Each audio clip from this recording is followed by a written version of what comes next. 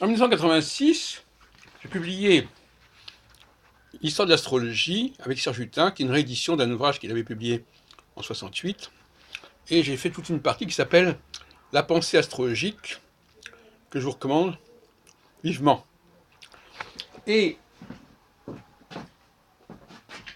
je parle notamment de la notion d'instrumentalisation, à propos justement de l'astronomie. Quand l'astrologie instrumentalise l'astronomie, ça veut dire qu'elle se sert de l'astronomie, mais qu'elle lui apporte des prolongements qui ne font pas partie de l'astronomie, et qui, quelque part, n'ont rien à voir, mais qui vont se greffer sur l'image de l'astronomie. De la même façon que on peut instrumentaliser les femmes et greffer sur les femmes une certaine image qui ne correspond pas à leur réalité. On peut aussi instrumentaliser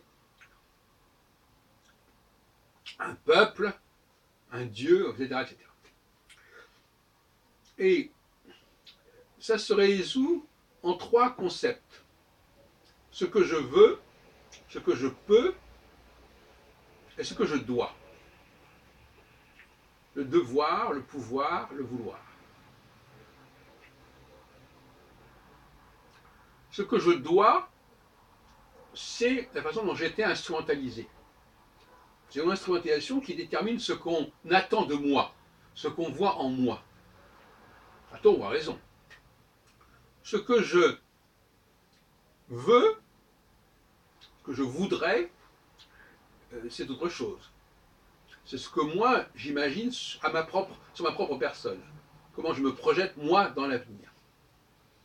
Et ce que je peux, c'est quelles sont mes véritables potentialités. Et là, c'est le principe, effectivement, de réalité. Voilà.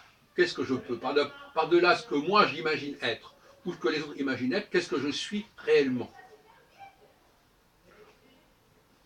Donc ça, c'est une grille de lecture qui me paraît intéressante et qui, en plus, est dictée par le langage, par la morphosémantique.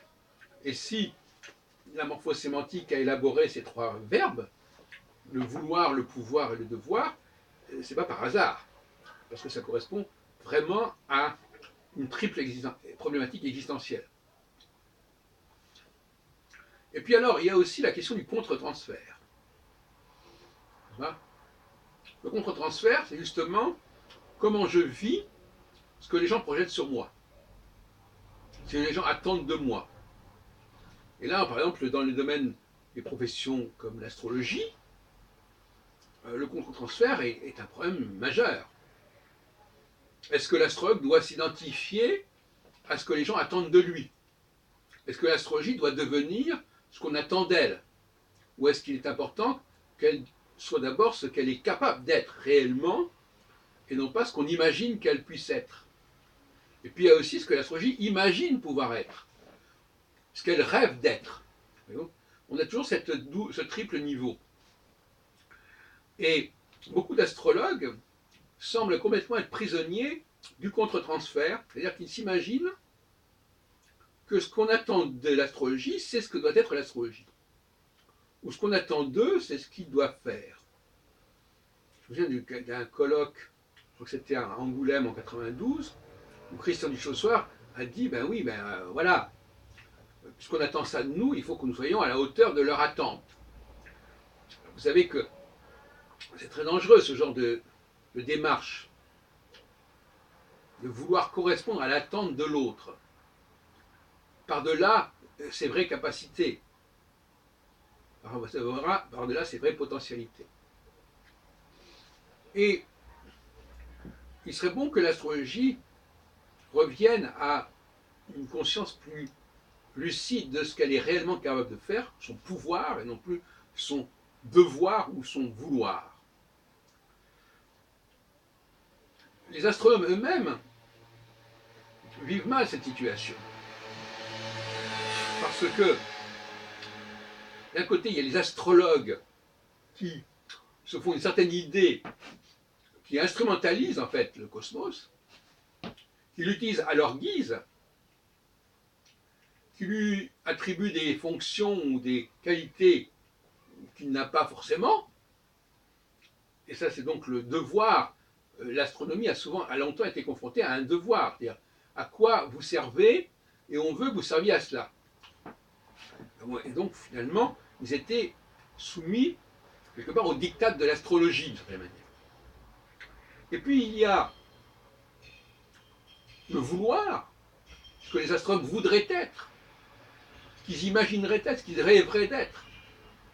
Savoir une science universelle qui serait la clé de tout, qui résoudrait tous les problèmes, du haut du vue de Sirius, comme ça. Et puis, il y a ce que l'astronomie peut être réellement dépourvue de la dimension astrologique et dépourvue d'une dimension, je dirais, poétique ou symbolique, qui est celle du métalangage avec le nom des planètes, la mythologie, le zodiaque, qui n'est pas uniquement d'ordre astrologique, qui est aussi quelque part de l'ordre du fantasme astronomique.